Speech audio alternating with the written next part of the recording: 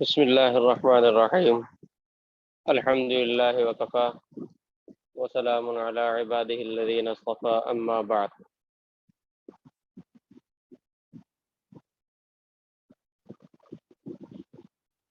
اللہ تبارک و تعالی نے اسی مضمون کو مزید بیان فرمایا تھا۔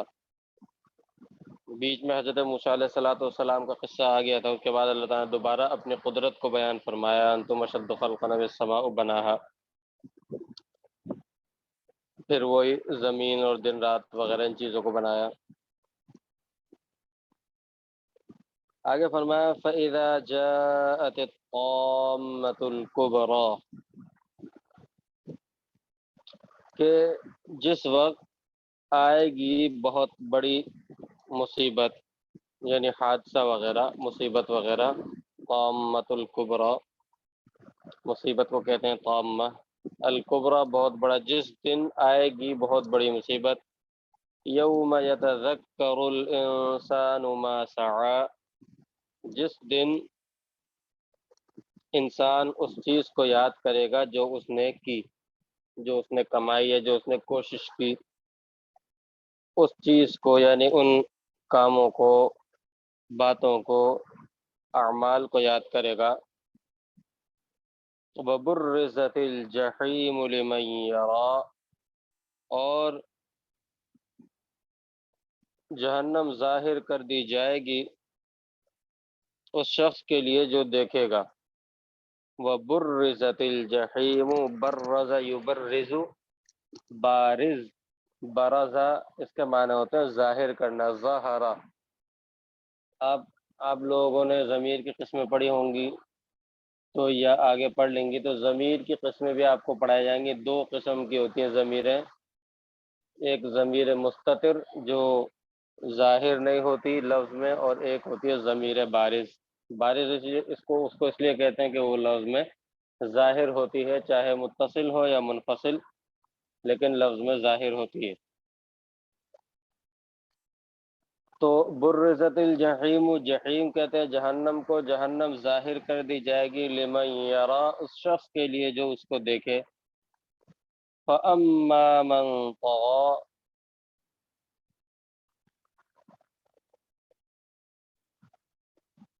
دیکھے گا اس کو، کون دیکھے گا؟ فَأَمَّا مَن طَغَى، وہ شخص جس نے سرکشی کی، لہذا وہ شخص کہ جس نے سرکشی کی۔ وَآثَرَ الْحَيَاةَ الدُّنْيَا، اور اس نے دنیاوی زندگی کو پسند کیا۔ آثر معنی پسند کرنا بھی آتے ہیں، ترجیح دینا بھی آتے ہیں۔ تو وآثر الحیات الدنیا، اس نے دنیاوی زندگی کو ترجیح دی کہہ لیں، یا دنیاوی زندگی کو پسند کیا کہہ لیں۔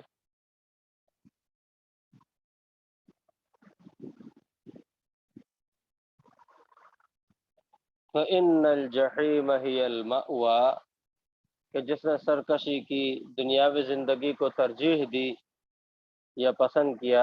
فإن الجحیم ہی المأوی، تو فرمایا کہ اس شخص کے لیے جہنم ہی اس کا ٹھکانہ ہے، لہذا جہنم ہی المأوی، جہنم ہی اس شخص کا ٹھکانہ ہے۔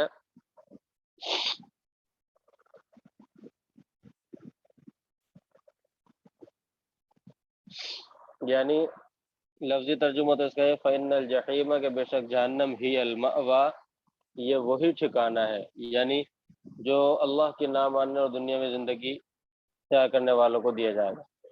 وَأَمَّا مَنْ خَافَ مَقَامَ رَبِّهِ وَنَهَى النَّفْسَ عَنِ الْهَوَىٰ، اور بے شک جو ڈرا اپنے رب کے سامنے کھڑا ہونے سے، اور اس نے اپنے نفس کو خواہشات سے روکا، اور بے شک جو شخص اپنے رب کے سامنے، اپنے رب کے پاس کھڑا ہونے سے ڈرا اور اپنے نفس کو خواہشات سے روکا، فإن الجنت ہی المأویٰ، تو بے شک جنت اس کا ٹھکانہ ہے۔ لفظی ترجمہ اس آیت کا بھی ہے کہ فإن الجنت ہی المأویٰ، کہ بے شک جنت جو ہے یہ وہی ٹھکانہ ہے، مطلب یہ کہ جو اللہ سے ڈرنے والوں کو دی جائے گی، جو ٹھکانہ دیا جائے گا، جنت وہی ٹھکانہ ہے۔ جاءت مفردات دیکھتے ہیں. جاءت یہ واحد مؤنث غائب ماضی معروف کا صیغہ ہے. یہ فعل آپ لوگوں نے شاید پڑھ لیا ہوگا. باب ضرب سے جاء یجیء اس کا معنی آتا ہے آنا. اس کی اصل جو ہے وہ آپ آگے جا کے پڑھ لیں گے. الطامہ طامۃ الکبریٰ الطامہ یہ واحد مؤنث اس میں فاعل کا صیغہ ہے. یہ واحد مؤنث اس میں فاعل کا صیغہ ہے. اس کے معنی ہے ناقابل برداشت مصیبت. الطامہ کے معنی ہے ناقابل برداشت مصیبت.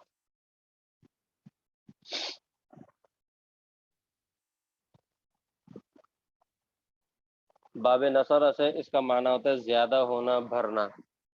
طام یطوم باب نصر سے اس کا معنی ہوتا ہے زیادہ ہونا بھرنا. اسی طرح غالب ہونا.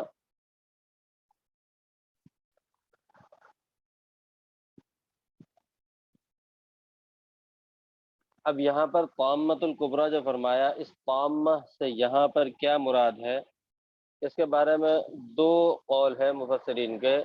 ایک تو طامۃ الکبریٰ سے نفخہ ثانیہ یعنی دوسری مرتبہ جو سور پھونکا جائے گا. ایک تو الطامۃ الکبریٰ سے وہ مراد ہے. ایک قول تو یہ ہے مفسرین کا. اور دوسرا قول مفسرین کا یہ ہے کہ الطامۃ الکبریٰ الطامہ سے مراد قیامت ہے کہ جو ایسا حادثہ ہے کہ جو تمام حادثوں پر غالب ہے. یعنی قیامت ایسا حادثہ یا ایسی مصیبت ہے جو تمام حادثوں اور مصیبت پر غالب ہے.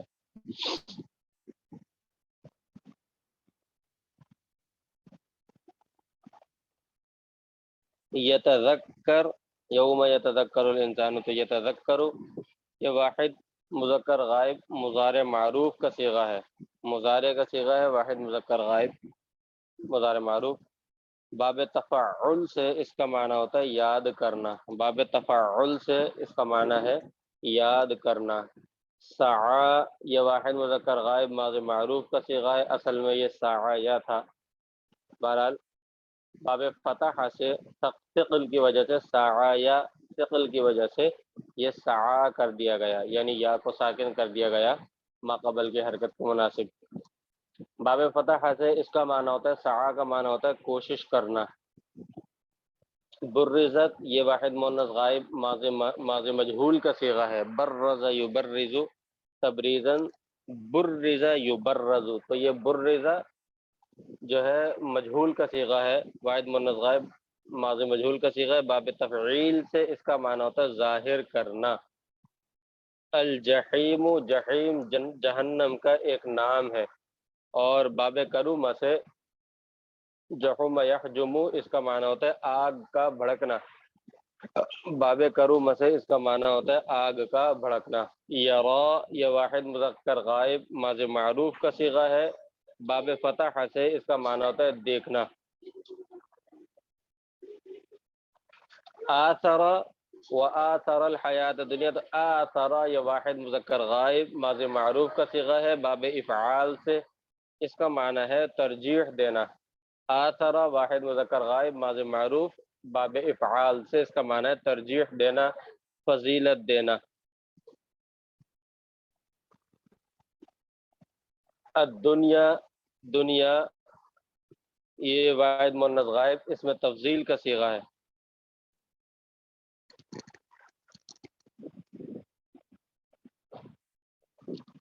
الدنیا جو ہے یہ واحد مؤنث غائب اس میں تفضیل واحد مؤنث اس میں تفضیل کا صیغہ ہے.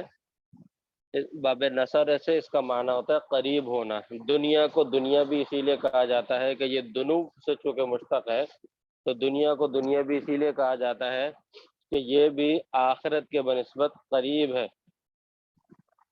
اور باب سمع سے اس کا معنی آتا ہے گھٹی اور ردی ہونا. گھٹیا اور ردی ہونا. باب سمع سے اس کا معنی آتا ہے گھٹیا اور ردی ہونا. اس معنی کے اعتبار سے اگر دیکھا جائے تو دنیا آخرت کے مقابلے میں گھٹیا اور ردی ہے اس لیے بھی اس کو دنیا کہا جاتا ہے. مأوا مأوا یہ واحد مذکر اس میں ظرف کا صیغہ ہے. مأوا واحد مذکر اس میں ظرف کا صیغہ ہے. اس کا معنی ہے یعنی جگہ، ٹھکانہ یا جائے پناہ، جائے پناہ یا ٹھکانہ، یہ اس کا معنی ہے۔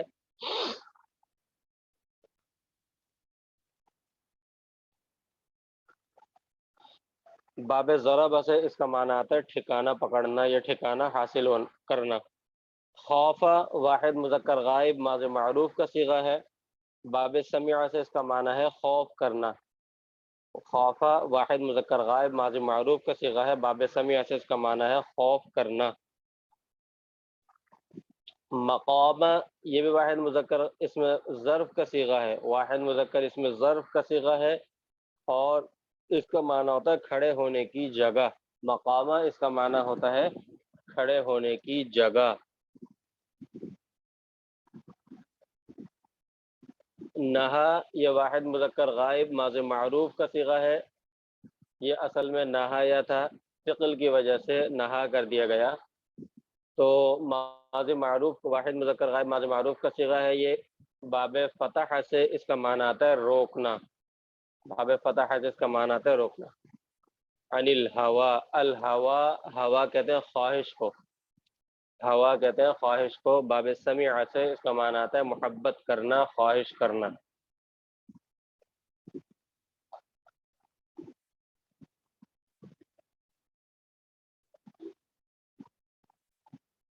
اب یہاں پر ما قبل میں اللہ تبارک و تعالی نے اپنی قدرت کے دلائل بیان فرمائے تھے، اور پھر بعث بعد الموت کو یعنی دوبارہ زندہ ہونے کو ثابت کیا تھا۔ اب یہاں سے اللہ تبارک و تعالی نے بعث کے بعد کے واقعات اور بروز قیامت کی شدت اور اس کے اعمال کے سامنے آ جانے، اور اسی طرح اہل جنت اور اہل جہنم کے دونوں کے ٹھکانوں کا بیان فرمایا اللہ تبارک و تعالی نے، اور پھر آخر میں اہل جنت اور اہل جہنم کی خاص خاص نشانیوں کو بھی ان آیات کے اندر اللہ تبارک و تعالی نے بیان فرمایا۔ جیسے اللہ تبارک و تعالی نے فرمایا فَإِذَا جَاءَتِ الطَّامَّةُ الْكُبْرَى، یہاں مقصد یہ ہے کہ جس وقت بہت بڑی مصیبت یعنی قیامت آئے گی تو اس دن ہر انسان اپنے اعمال کو یاد کرے گا۔ جس کو بہت مدت گزر جانے کے بعد بھول چکا ہوگا، تو جب نامہ اعمال اس کے سامنے پیش کیا جائے گا تو وہ اسے دیکھ لے گا، اور اس کو دیکھ کر اس کو تمام کے تمام اعمال یاد آ جائیں گے۔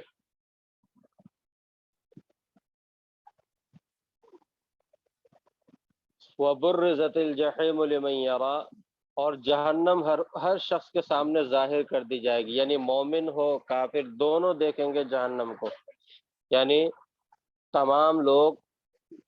وَبُرِّزَتِ الْجَحِيمُ لِمَنْ يَرَى، لمن یرا کا میں تو یہ پتہ چل رہا ہے کہ جو اس کو دیکھے گا، یعنی مومن بھی جہنم کو دیکھیں گے اور کافر بھی جہنم کو دیکھیں گے۔ جہنم دونوں کے سامنے کر دی جائے گی، دونوں جو ہے سامنے کر دی جائے گی، دونوں اس کو دیکھیں گے۔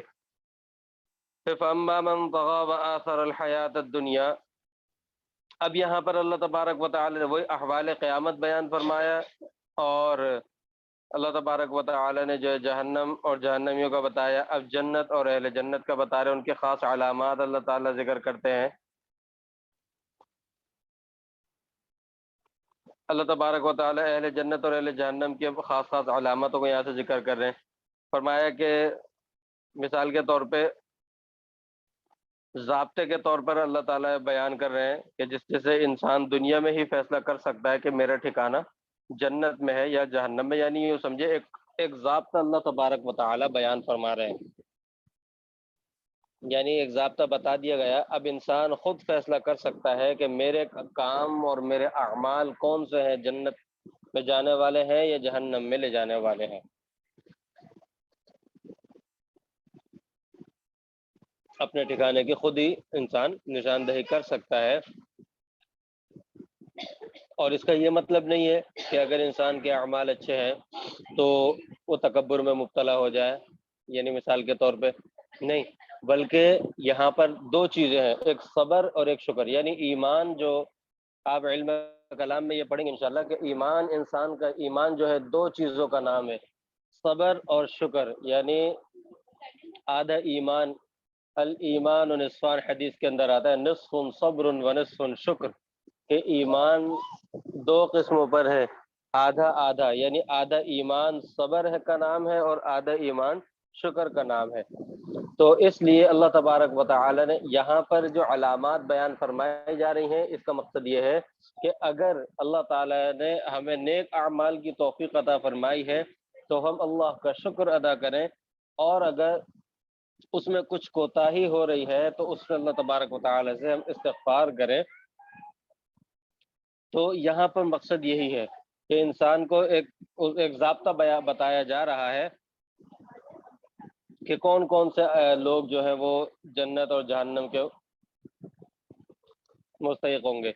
اللہ تعالیٰ نے پہلے فرمایا کہ فَأَمَّا مَنْ طَغَىٰ وَآثَرَ الْحَيَاةَ الدُّنْيَا، یعنی سرکشی اللہ اور اللہ کے رسول کے احکام کی پابندی نہ کرے بلکہ سرکشی اختیار کرے۔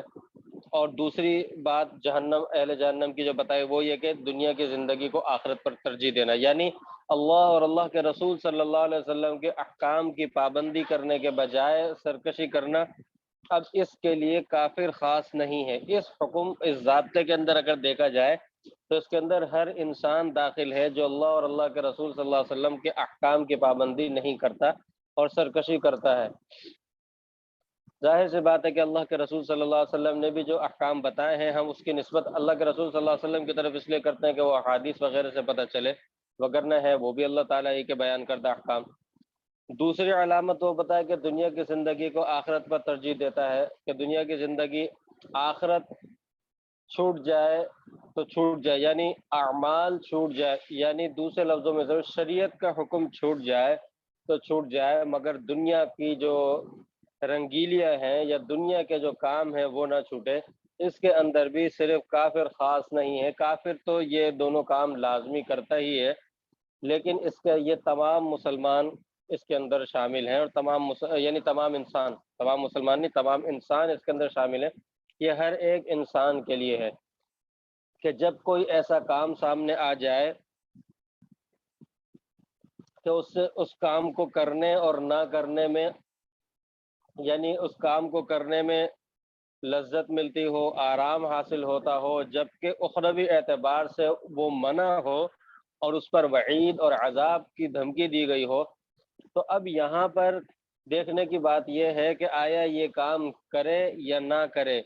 جو اہل جنت ہیں وہ اس کام کو چھوڑ دیں گے، صرف دنیاوی لذت اور جو ہے آرام کی خاطر وہ نہیں کریں گے، اور جو اہل جہنم ہے وہ اس کام کو اختیار کریں گے، وہ سوچیں گے کہ ہم اس کام کو اختیار کریں اور یہ کام جو ہے اس سے ہمیں آرام حاصل ہو رہا ہے۔ تو اللہ تبارک و تعالی نے یہ نشانیاں بیان فرما دی، دو نشانیاں یہ اہل جہنم کی بیان فرما دی، اور آگے فرما دی کہ فَإِنَّ الْجَحِيمَ هِيَ الْمَأْوَىٰ۔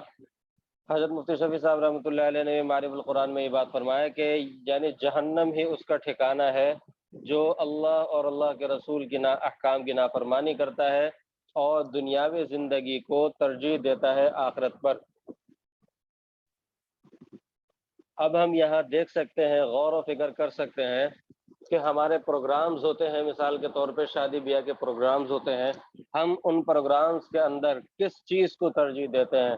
اللہ اور اللہ کے، ہم چاہے پروگرام خود پروگرام کا یعنی ہم خود پروگرام کرنے والے ہوں یا ہم پروگرام میں شرکت کر رہے ہوں، ہم یہ دیکھ سکتے ہیں کہ ہم پروگرام کا انعقاد کر رہے ہیں تو پروگرام کیسا ہے، ہم دنیاوی زندگی کو ترجیح دے رہے ہیں یا آخرت کو۔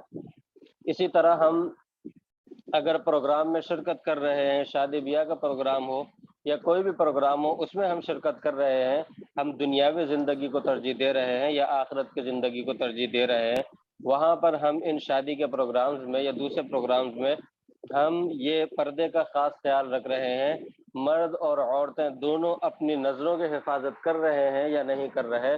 وہاں پر اللہ کے حبیب صلی اللہ علیہ وسلم کے منع فرما کردہ چیز، میوزک وغیرہ، ان چیزوں کو اور گانوں کو ہم جو ہے اپنے پروگرام کا حصہ بنا رہے ہیں۔ یعنی آپ صلی اللہ علیہ وسلم نے ایک حدیث میں فرمایا کہ الغناء ينبت النفاق في القلب كما ينبت الماء الزرع، کہ گانا دل میں منافقت کو اس طرح پیدا کرتا ہے جس طرح پانی کھیتی کو پیدا کرتا ہے۔ تو ہم دیکھ لیں، اللہ تعالیٰ نے فرما دیا کہ ان دونوں صورتوں میں فَإِنَّ الْجَحِيمَ هِيَ الْمَأْوَىٰ۔ وَأَمَّا مَنْ، آگے فرماتے اللہ تعالیٰ اہل جنت کی علامات بیان فرماتا ہے کہ وَأَمَّا مَنْ خَافَ مَقَامَ رَبِّهِ، دوسری علامت وَنَهَى النَّفْسَ عَنِ الْهَوَىٰ۔ ایک اہل جنت کی ایک علامت تو یہ بیان فرمائے کہ جو شخص دنیا میں اپنے ہر عمل کے وقت یعنی ہر کام کے وقت اس کو یہ خوف رہتا ہے کہ مجھے اللہ تعالیٰ کے سامنے ایک دن پیش ہونا ہے۔ ابھی تو نہیں آ رہی کیا کچھ پوچھ رہی ہیں یا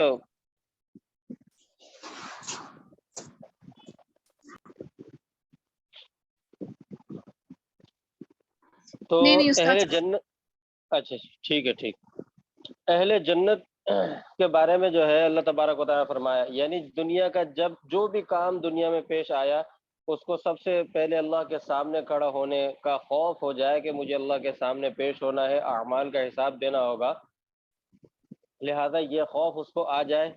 دوسری نشانی کیا بیان فرمایا؟ وَنَهَى النَّفْسَ عَنِ الْهَوَىٰ، خواہشات، جس نے اپنے نفس کو قابو میں رکھا اور ناجائز خواہشات سے جو ہے اپنے نفس کو روکا۔ اب ناجائز خواہشات کیا ہے؟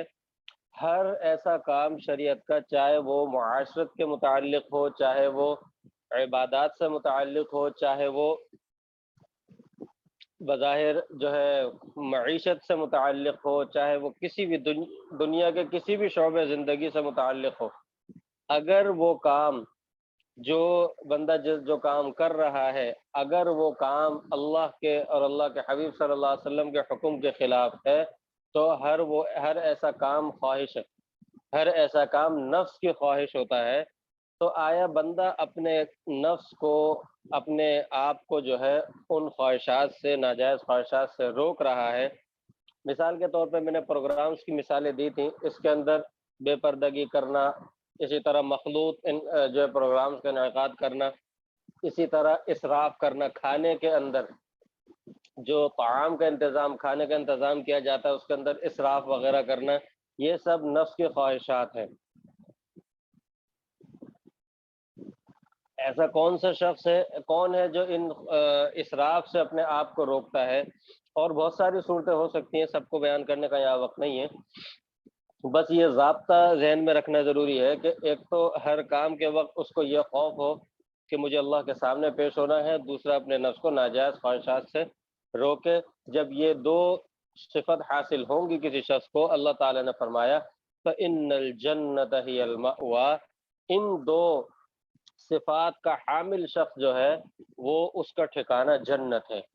پچھلی اوپر والی دو صفات کا حامل یعنی دنیاوی سرکشی کرنے والا، احکام سے اور دنیاوی زندگی کو ترجیح دینے والا، ان دو صفات کا حامل اس کا ٹھکانہ بیان فرمایا کہ جہنم ہوگا، اور اللہ کے سامنے کھڑے ہونے سے ڈرا یعنی اللہ سے ڈرنے والا اور خواہشات سے اپنے آپ کو روکنے والا، ان دو صفات کا حامل جو ہے وہ فرمایا جنت اس شخص کا ٹھکانہ ہے۔ تو اس سے پتہ چلتا ہے کہ جنت اور جہنم کا ایک ضابطہ اللہ تبارک و تعالی نے خود بیان فرمایا۔ یہاں پر ایک اکثر یہ غلط فہمی ہوتی ہے کہ ہمارے معاشرے میں آج کل بہت سارے لوگ کہ بھائی اللہ تعالیٰ معاف کرنے والے ہیں۔ اللہ تبارک و تعالی معاف کرنے والی ذات ہے بالکل، کیونکہ معاف اللہ تعالیٰ کے علاوہ کوئی کرے گا بھی نہیں، لیکن اللہ تبارک و تعالی نے احکام کا بھی حکم دیا ہے، اللہ تبارک و تعالی نے گناہوں سے رکنے اور بچنے کا بھی حکم دیا ہے۔ اب یہ ضابطے بھی تو اللہ تعالی نے ہی بیان فرمائے ہیں۔ اب آگے اللہ تبارک و تعالی بیان فرماتے ہیں، کیونکہ آپ صلی اللہ علیہ وسلم سے کفار کے سامنے جب قیامت کے احوال اور یہ چیزیں اور ہولناکیاں وغیرہ دلائل قدرت یہ بیان کی جاتی، قیامت کو جب ثابت کیا جاتا تھا کفار کے سامنے، تو وہ لوگ آپ صلی اللہ علیہ وسلم سے سوال کرتے تھے کہ قیامت کب آئے گی، قیامت کیا ہے، کب آئے گی؟ قیامت کے بارے میں آپ صلی اللہ علیہ وسلم سے سوال کرتے تھے۔ کہ ذرا پھر یہ بھی تو بتا دے کہ قیامت آئے گی کب، اس کا دن کون سا ہوگا، کتنے سال بعد آئے گی۔ تو اللہ تبارک و تعالی اس بات کو پھر آگے بیان فرماتے ہیں فرمایا کہ یسألونک عن الساعۃ ایان مرساہا، کہ کفار مکہ آپ سے پوچھتے ہیں قیامت کے بارے میں، ایان مرساہا، کہ اس کا قیام کب ہوگا، یعنی قیامت کب قائم ہوگی۔ کفار مکہ آپ سے قیامت کے بارے میں پوچھتے ہیں کہ قیامت کب قائم ہوگی۔ فیم انت من ذکراها الی ربک منتہاها،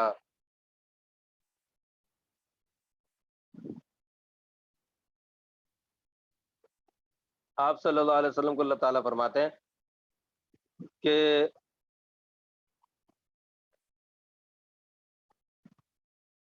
فیم انت من ذکراها الی ربک منتہاها، کہ اس کے قیامت کا جو تذکرہ ہے یہ آپ کے رب کی طرف سے ہے، الی ربک منتہاها، اور اس کی انتہا بھی آپ کے رب ہی، یعنی اس کی انتہا بھی آپ کے رب کو پتہ ہے کہ دنیا کی انتہا کب ہوگی اور یہ آخرت کب قائم ہوگی، اس کا آپ کو نہیں بلکہ آپ کے رب کو اس کا پتہ ہے۔ فیما انت من ذکراہا، یعنی اس کے ذکر کے بارے میں آپ کے رب کی طرف، یعنی اس کا ذکر جو ہے وہ آپ کے رب کی طرف ہے، یعنی آپ اللہ تعالیٰ ہی کو پتہ ہے۔ مطلب یہ کہ آپ سے سوال کر رہے ہیں تو آپ اتنا کہ آپ صرف یہ کہہ دیں کہ یہ اللہ کو پتہ ہے۔ الی رب کا منتہا، اور اس کی انتہا بھی اللہ تبارک و تعالیٰ ہی کے پاس کے کو پتہ ہے، یعنی اللہ تعالیٰ کے پاس اس کی انتہا ہوگی جب دنیا ختم ہوگی۔ انما انت منذر من یخشاہا، یعنی وہ سوال کرتے تھے، اللہ تعالیٰ نے پہلے تو یہ بیان فرما دیا کہ اس کا علم سوائے اللہ کے اور کسی کو نہیں ہے، اور آگے پھر آپ صلی اللہ علیہ وسلم کو اللہ تعالیٰ مزید اور تسلی کے لیے فرماتے ہیں آپ کا کام صرف ڈرانا ہے اس شخص کو جو ڈرے، یعنی جو شخص ڈرے اس کو ڈرانا آپ کا کام ہے۔ كأنهم يوم يرونها لم يلبثوا إلا عشية أو ضحاها، اللہ تبارک و تعالی فرماتے ہیں آپ تو قیامت سے ڈرنے والے کو ڈرا دیجئے۔ کفار کے بارے میں فرماتے اللہ تعالیٰ کہ گویا کہ وہ کفار جب دیکھیں گے قیامت کو تو یوں محسوس کریں گے کہ وہ دنیا میں یا تو ایک شام یا ایک صبح، الا عشیۃً او ضحاها، کہ وہ دنیا میں ٹھہرے ہیں یا تو ایک شام یا ایک صبح، یعنی جب وہ قیامت کا ایک دن جب پہلا دن دیکھیں گے جو 1000 سال کے برابر ہوگا، یا بعض روایت میں 50,000 سال کے برابر، تو جب وہ دیکھیں گے تو وہ سوچیں گے ہم دنیاوی زندگی پھر انہیں ایسی لگے گی یا تو ایک صبح یا ایک شام ایسے ہم رہے ہیں۔ فرمایا کہ وہ کفار جس دن دیکھیں گے قیامت کو تو یوں محسوس کریں گے کہ وہ دنیا میں یا تو ایک شام ٹھہرے ہیں یا ایک صبح۔ یسألونک، یہ جمع مذکر غائب مضارع معروف کا صیغہ ہے، جمع مذکر غائب مضارع معروف کا صیغہ ہے، باب فتح سے اس کا معنی ہے سوال کرنا۔ الساعہ کہتے ہیں وقت کو، اس کی جمع ساعات آتی ہے، اس سے مراد یہاں پر قیامت ہے، اس سے مراد قیامت ہے۔ ایانا، یہ ظرف زمان ہے، یہ ظرف زمان ہے، یہ لیکن ایسا ظرف زمان ہے جو استفہام کے معنی کو متضمن ہے۔ یہ ظرف زمان ہے اور ایسا ظرف زمان ہے جو استفہام کے معنی کو متضمن ہے، اور یہ مبنی بر فتح ہے۔ اور مبنی بر فتح کسے کہتے ہیں، یہ نحو کے اندر مبنیات کے بحث میں انشاءاللہ آپ پڑھ لیں گے۔ مرساہا، مرساہا اس لفظ، یہ لفظ کیا ہے، اس کے بارے میں دو احتمال ہیں، یا تو یہ مصدر میمی ہے یا پھر یہ ظرف زمان ہے۔ مرساہا یا تو یہ مصدر میمی ہے یا پھر یہ ظرف زمان ہے۔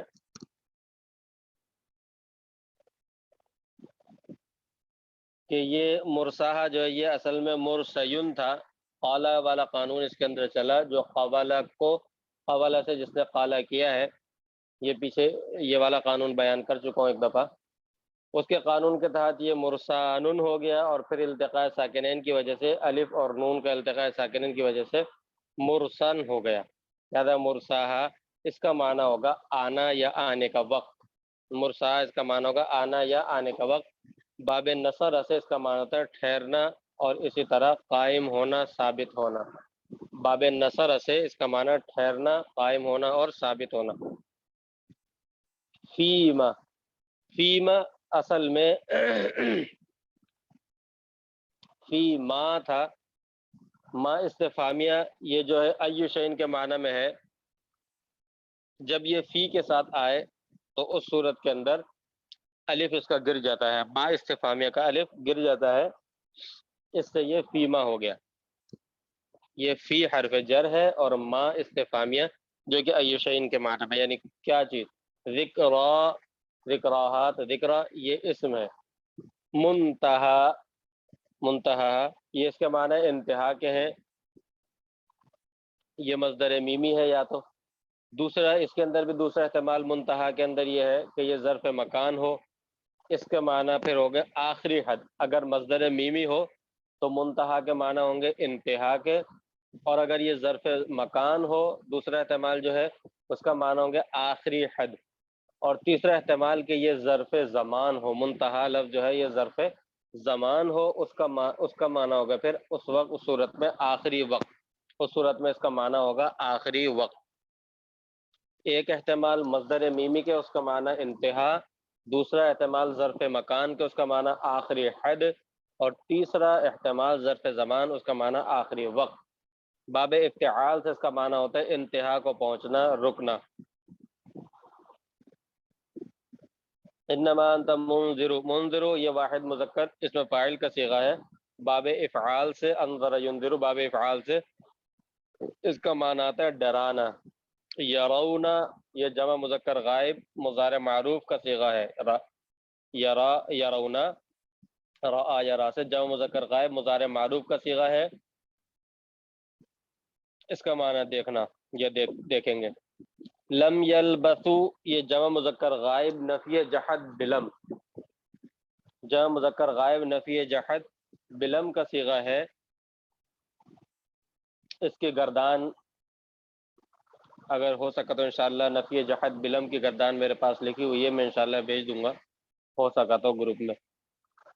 تو بہرحال وہ آپ کو صرف وغیرہ میں فائدہ دے گا, علم الصرف کے اندر. نفی جحد بلم یہ لم یلبثو جمع مذکر غائب نفی جحد بلم کا صیغہ ہے. باب سمیع سے یہ لبث یلبثو, باب سمیع سے لبث یلبثو اس کا معنی آتا ہے ٹھہرنا. عشیتاً شام کو کہتے ہیں, اسی طرح اس کی جمع عشیات اور حشایا آتی ہے. ضحا صبح کو کہتے ہیں.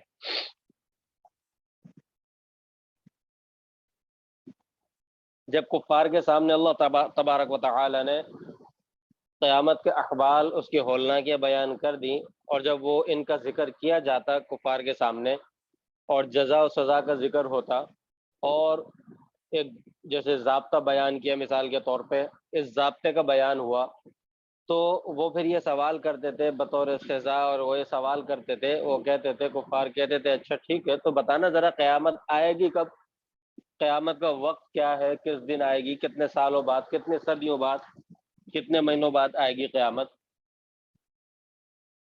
جہاں پر ایک بات سمجھ لیجئے, قیامت کا پکا علم یعنی اصل علم صرف اللہ تبارک و تعالی کو ہے. اللہ تعالی کے علاوہ قیامت کا کسی کو علم نہیں ہے. ہاں قیامت کے علامات ضرور بیان کی گئی ہیں, آپ صلی اللہ علیہ وسلم نے بیان کی ہیں علامات قیامت, علامات قیامت بیان کی گئی ہیں, مگر قیامت کا پکا وقت اور دن یہ نہیں بیان کیا گیا. یہ صرف اللہ کے علم ہے, یہ اللہ تعالی نے کسی کو نہیں بتایا.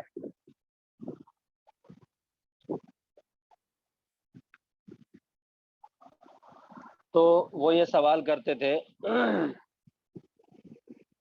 تو ان احمقانہ سوالوں کے اللہ تبارک و تعالی جواب دے رہے ہیں. اللہ تعالیٰ فرماتے ہیں کہ یعنی یہ ایسے سوال ہے, مثال کے طور پہ اگر دیکھا جائے کہ یہ ایسے سوال ہیں جیسا کوئی مریض آدمی ڈاکٹر وغیرہ کے پاس جائے, ڈاکٹر کے پاس جا کر بولے, ڈاکٹر کو اپنے دکھائے, چیک اپ کرائے, اور ڈاکٹر کہے کہ بھائی یہ آپ کو یہ بیماری ہے, یہ بڑی خطرناک بیماری ہے, اس کا علاج کروا لیں. ورنہ آپ کی موت واقع ہو جائے گی۔ اب مریض اگر یہ کہے ڈاکٹر صاحب میں کب مروں گا، ڈاکٹر کو کیا پتا کہ کب مرے گا، وہ تو ویسے ہی اندازاً بتا دے گا، لیکن پکا تو نہیں بتا سکتا نا کہ آپ پکا یقینی آپ اس دن اس تاریخ کو اتنے بج کر اتنے بجے آپ مر جائیں گے۔ تو ان کی بھی مثال اسی طرح ہے۔ آپ صلی اللہ علیہ وسلم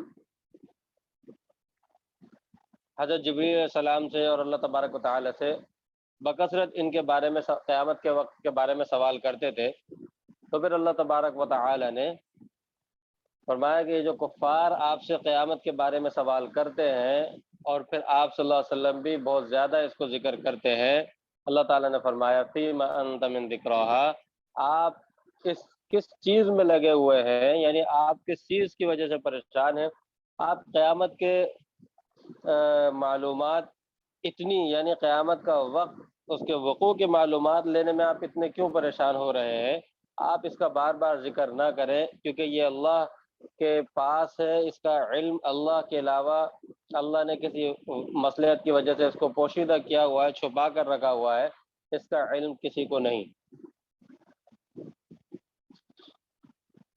تو اللہ تبارک و تعالیٰ فرمایا کہ اول تو آپ اس کا ذکر نہ کریں کہ اس کی کب ہوگی، کتنے دن بعد، کیا تاریخ۔ پھر اللہ تبارک و تعالیٰ نے فرمایا کہ قیامت قائم ہوگی، اس کے بعد یعنی انتہا بھی اللہ تبارک و تعالیٰ کے پاس ہوگی، اللہ تعالیٰ کو اس کے علم صرف اللہ تعالیٰ ہی کے پاس ہے۔ اور اللہ تعالیٰ نے یہ فرمایا کہ آپ کا کام کیا ہے، یعنی آپ ان کے سوالوں کی وجہ سے، ان کے سوالات کی وجہ سے پریشان نہ ہو، اور زیادہ آپ جو ہے پریشانی کا شکار نہ ہو کہ پھر بار بار قیامت کے بارے میں آپ سوال کر رہے ہیں۔ اللہ تعالیٰ نے فرمایا کہ آپ کے ذمے یہ کام نہیں ہے کہ ان کے ہر سوال کا جواب دینا، بلکہ اللہ تعالیٰ نے فرمایا کہ انما انت منذر من یخشاھا، قیامت کا علم اللہ کے سوا کسی کو نہیں ہے، اور اللہ تعالیٰ نے وہ پوشیدہ رکھا ہے، اللہ تعالیٰ نے وہ علم کسی کو نہیں، یعنی قیامت کب قائم ہوگی یہ کسی کو نہیں بتایا۔ آپ کا کام تو اتنا ہے کہ جو ڈرنے والا ہو آپ اس کو ڈرائیں، یعنی آپ لوگوں کو صرف قیامت کے وقوع سے ڈرائیں کہ قیامت قائم ہوگی اور اس وقت جزا سزا ہوگی، بس آپ کا یہی کام ہے۔ قیامت کے ہولناکیوں کو بتائیں، اس کے جو احوال ہے اس کو بتائیں، ان چیزوں کو بتائیں، لیکن آپ اس کے بارے میں زیادہ فکر مند اور پریشان نہ ہو۔ اب یہاں پر ایک سوال ہو سکتا ہے کہ اللہ تعالیٰ نے تو فرمایا کہ انما انت منذر من یخشاھا، کہ جو قیامت سے ڈرے اس کو آپ ڈرائیں۔ یہاں سوال بظاہر یہ ہو سکتا ہے یا کوئی اعتراض کر سکتا ہے کہ اس کا مطلب یہ ہے کہ جو ڈرے قیامت سے اس کو ڈرائیں، جو قیامت سے نہ ڈرے اس کو آپ نہ ڈرائیں، مطلب یہ کہ سیدھی سیدھی بات کہ مومن کو ڈرائیں، یعنی جو قیامت سے ڈرے اس کو ڈرائیں، جو قیامت سے نہ ڈرے گویا کہ اس کو نہ ڈرائیں، یعنی سیدھی سیدھی بات اس سے یہ سمجھ میں آ رہی ہے کہ آپ مومن کو قیامت سے ڈرائیں، کفار کو نہ ڈرائیں۔ تو اس کا یہ سوال پیدا ہوتا ہے یہاں پر، تو اس کا جواب یہ، یعنی ظاہری آیت سے یہ سوال پیدا ہوتا ہے، تو اس کا جواب یہ ہے کہ نہیں، اللہ تبارک و تعالی نے یہاں یہ ارشاد نہیں فرمایا کہ آپ صرف مومنین کو ڈرائیں، اللہ تعالیٰ نے ارشاد فرمایا کہ آپ ڈرائیں تو سب کو، کیونکہ اس وقت تو مخاطب براہ راست تو کفار مکہ تھے، تو فرمایا کہ ڈرائیں تو سب کو، یعنی سب انسانوں کو ڈرانا ہے۔ البتہ من یخشاھا کی قید اللہ تعالیٰ نے اس لیے لگائی ہے کہ آپ کے اس ڈرانے سے جو فائدہ حاصل کریں گے وہ وہی لوگ کریں گے جو قیامت سے ڈرنے والے ہوں گے، یعنی مومنین۔ یعنی دو قسم کے لوگ ہو گئے، ایک کافر ایک مومن، یعنی ایک کفار ہو گئے ایک مومنین ہو گئے۔ اس کو دوسرے انداز سے یوں کہہ سکتے ہیں کہ دو قسم کے لوگ ہو گئے، ایک قیامت سے ڈرنے والے اور ایک قیامت سے نہ ڈرنے والے، ایک قیامت سے ڈرنے والے اور دوسرے قیامت سے نہ ڈرنے والے۔ تو اللہ تبارک و تعالیٰ فرما رہے ہیں یہ جو من یخشاھا کی قید لگائی ہے یہ صرف اس لیے لگائی ہے کہ قیامت سے ڈرنے والے ان کو تو آپ کے ڈرانے کا فائدہ ہوگا، جو قیامت سے ڈرنے والے نہیں ہیں وہ آپ کے ڈرانے سے وہ فائدہ حاصل نہیں کریں گے، بلکہ وہ ڈرنے کے بجائے الٹا استہزاء کریں گے، ہنسیں گے، مذاق اڑائیں گے۔ تو من یخشا انما انت منذر من یخشا سے یہ ہرگز مراد نہیں ہے کہ آپ مومنین کو ڈرائیں صرف، کأنہم یوم یرونہا، اللہ تعالیٰ فرما رہے ہیں کہ یہ کفار ابھی تو بڑا شور مچا رہے ہیں، بڑا دنگا فساد کر رہے ہیں، لیکن فرمایا کہ جب قیامت، اور یہ کہتے ہیں کہ بھئی قیامت کیوں نہیں آ رہی، جلدی قیامت لاؤ اور یہ اور وہ عذاب لیا، اللہ تبارک و تعالیٰ فرما رہے ہیں کہ ہاں جب قیامت آئے گی اور جب یہ کفار اس قیامت کی ہولناکیاں اور دائمی عذاب کو دیکھیں گے تو پھر ان کو دنیاوی زندگی یاد آئے گی، وہ کہیں گے دنیا میں تو ہم صرف ایک صبح ایک شام، یعنی آدھا دن یا دن کا کچھ حصہ ہم دنیا کے اندر رہے ہیں۔ اس وقت یہ دنیا کو یوں محسوس کریں گے، یعنی جس دنیا کو انہوں نے آخرت پر ترجیح دی تھی، وہ دنیا ان کو اتنی کم تر اور اتنی کم وقت معلوم ہوگی، کم مدت معلوم ہوگی کہ یہ یہی کہیں گے کہ اے ہے اس اتنی سی وقت دنیا کی خاطر اور اتنی گھٹیا چیز کی خاطر ہم نے جو ہے اپنے آپ کو برباد کر لیا۔ تو آج جو ہے سورہ نازعات کا اختتام ہوا۔ خلاصے کے طور پر کہ سورہ نازعات کے اندر اللہ تبارک و تعالی نے جو مضمون پیچھے چل رہا تھا قیامت کا، اسی قیامت کی ہولناکیوں کو اللہ تعالی نے بیان فرمایا، قیامت کا کچھ منظر پیش کیا اور کچھ ہولناکیاں، کچھ کیا واقعات رونما ہوں گے وہ اللہ تعالی نے پیش کیے۔ پھر آپ صلی اللہ علیہ وسلم کو تسلی دینے کے لیے، چونکہ کفار مکہ انکار کرتے تھے، سوالات کرتے تھے، تو آپ صلی اللہ علیہ وسلم کو تسلی دینے کے لیے اللہ تبارک و تعالی نے حل اتاک حدیث موسیٰ، قیامت کے منظر کو، والنازعات غرقہ سے لے کر اس کی ہولناکیوں کو فیدا ہم بالساہرہ تک بیان فرمایا، اور پھر تسلی دینے کے لیے حل اتاک حدیث موسیٰ، یہاں سے اللہ تبارک و تعالی نے آپ صلی اللہ علیہ وسلم کو تسلی دینے کے لیے حضرت موسیٰ علیہ السلام کا واقعہ بیان فرمایا کہ آپ کو اگر یہ جھٹلا رہے ہیں اور یہ اس طرح کے سوالات کر رہے ہیں اور آپ کا مقابلہ کرنے کی کوشش کر رہے ہیں تو کوئی ایسی بات نہیں ہے۔ ایسا حضرت ایک جلیل القدر نبی کا ذکر کر دیا کہ حضرت موسیٰ علیہ السلام کے ساتھ بھی یہ ہوا،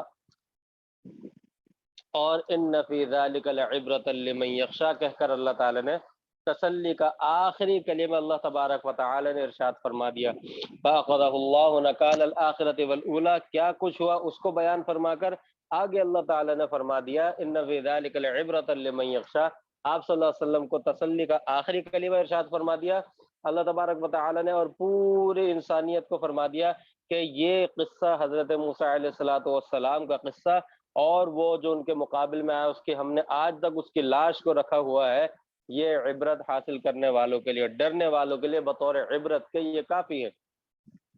پھر آگے اللہ تعالیٰ نے دوبارہ اپنے دلائل اور اپنے قدرت کو بیان فرمانے کے لیے قدرت کے دلائل ذکر کیے، انتم اشد خلقا ام السماء بناہا، اللہ تعالیٰ نے پھر بڑی بڑی چیزوں کی تخلیق کا ذکر کیا، متاعا لکم ولانعامکم، ولانعامکم پر آ کے یعنی دلائل قدرت بڑی چیزوں سے بیان کرتے کرتے کرتے کرتے اللہ تعالیٰ انسان کے اس قریبی چیز کو اللہ تعالیٰ نے بیان فرما دیا کہ یہ تمہارے اور تمہارے، یعنی انسان اپنا اور اپنے، اگر جانور پالنے والا ہے تو ان کے جانوروں کے فائدہ انسان سوچتا ہے، تو اللہ تعالیٰ نے فرمایا کہ یہ چیزیں ہم نے تمہارے اور تمہارے جانوروں کے فائدے کے لیے پیدا کی ہیں، یعنی اللہ تعالیٰ نے بڑی نشانیاں بیان کرتے کرتے آ کر انسان کی قریب ترین نشانی کو بیان فرما دیا۔ اللہ تعالیٰ نے دلائل قدرت بیان فرمائے، اور پھر اس کے بعد آگے اللہ تبارک و تعالی نے پھر دوبارہ قیامت کا ذکر کیا کہ قیامت کا جب وقوع ہوگا اس کے بعد کون جہنم میں جائے گا، کون جنت میں جائے گا، دو ضابطے بیان فرما دیے اللہ تعالیٰ نے کہ ہر چیز سامنے ہوگی، جہنم بھی ہر شخص کو نظر آ رہی ہوگی، انسان کو اپنا پچھلا کیا ہوا وہ بھی یاد آ رہا ہوگا، سب کچھ ہوگا۔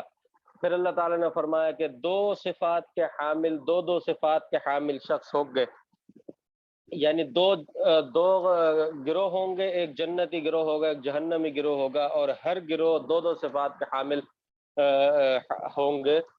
ایک سب سے پہلے اللہ تعالیٰ نے فرمایا فَأَمَّا مَنْ طَغَىٰ، جس نے سرکشی کی اور پھر دنیاوی دوسری صفت بیان فرمایا، دنیاوی زندگی کو ترجیح دی، اس کے بعد فرما دیا فإن الجحیم ہی المأویٰ کہ جہنم ان کا ٹھکانہ ہے۔